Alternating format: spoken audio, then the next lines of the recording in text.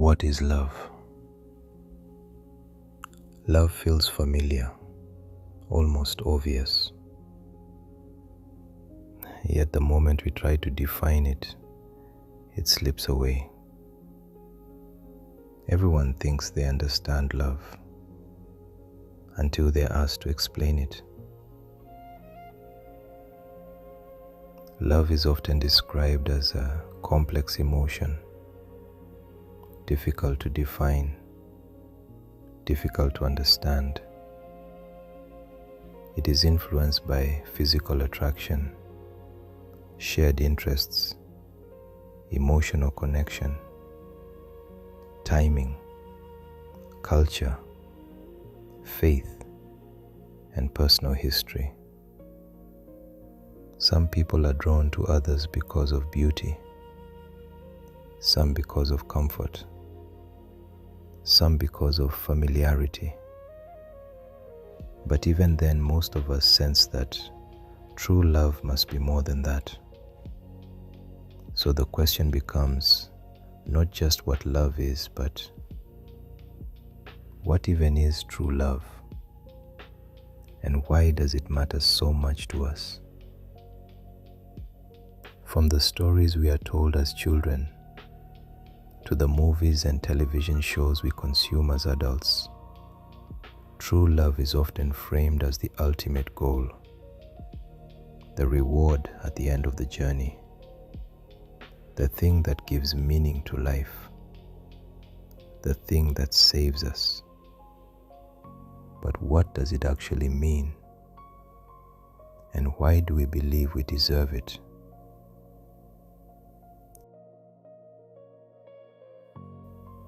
Many people confuse love with attraction, with beauty, with status, with possession. You see someone, your heart races, your imagination fills the gaps, and you call it love. But attraction is not love. It is a doorway, not a foundation. There is a narration in Islamic tradition reported by Abu Huraira, may Allah be pleased with him, where the Messenger of Allah, peace and blessings be upon him, said, "A woman is married for 4 reasons: her property, her status, her beauty, and her religion." He advised that one should choose based on one's religion. This is not a rejection of attraction. It is a warning. Not because beauty or wealth are evil, but because they fade, they fluctuate, they fail under pressure. Love is not an obsession. It is not possession.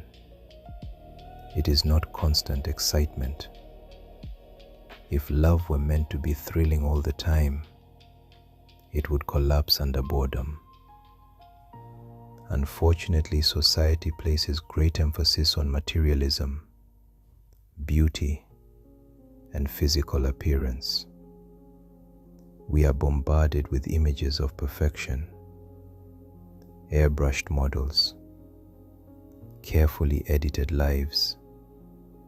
We are told these are the standards we should aspire to. In the media, we often see attractive people in love, and their romantic lives are portrayed as endlessly exciting. But when people who do not fit these standards fall in love or show affection publicly, they are often mocked or ridiculed, as if love is something only certain people deserve. It begins to feel like society does not reward depth. It rewards appearance. A friend of mine once shared a similar realization. She said, "The portrayal of love by the media is so false. They show 2 awkward people falling in love and pretending it works perfectly. In real life, it does not work that way. The media only shows two extremes, either a perfect fantasy version with no problems at all, or a toxic, unhealthy relationship. Why do some people only love others for their beauty? It could come from a lack of self-worth, a desire for validation, a hunger for social status. It could also come from a shallow understanding of love, where pleasure becomes the goal. And when love is reduced to pleasure, it becomes consumption. People become replaceable. All of this makes you question things.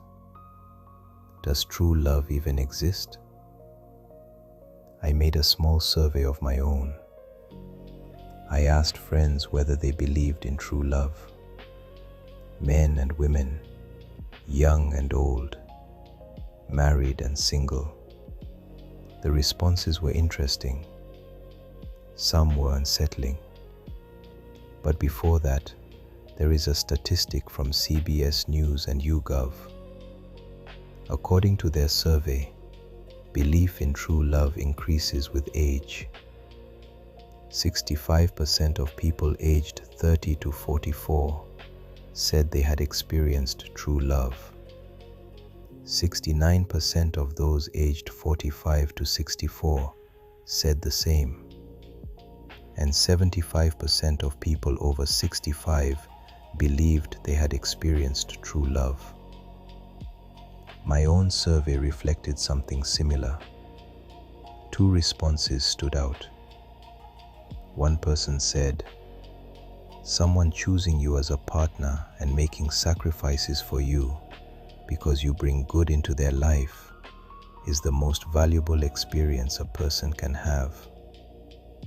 People who fear this often recognize how little they bring into relationships. Everyone should strive to give more than they receive. Another said, "The healthiest couples are those who can work as a team while still living their own lives. Sharing time is a form of friendship. You are two different people, but you still fit." True love is not built solely on appearance or material success. Physical attraction and money can matter, but they are not the foundation. True love involves emotional depth, understanding, acceptance. It means seeing someone fully, beyond what they own or how they look. Love rooted in kindness, compassion, and mutual respect lasts longer than love built on beauty alone. When we focus on these deeper qualities, we give ourselves a better chance at something real. So does true love exist? The answer depends on whom you ask, on what you have seen, on what you have survived. Maybe true love is not one thing, not one person, not one story. Maybe love arrives quietly, leaves, and returns differently. And maybe that is where the hope is, not in certainty, but in the possibility.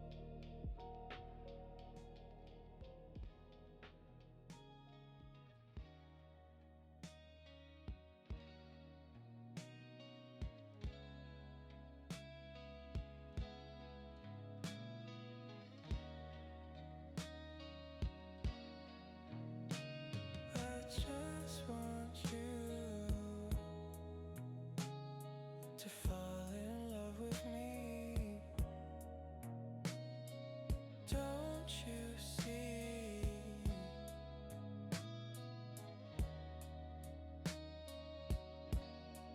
Just like the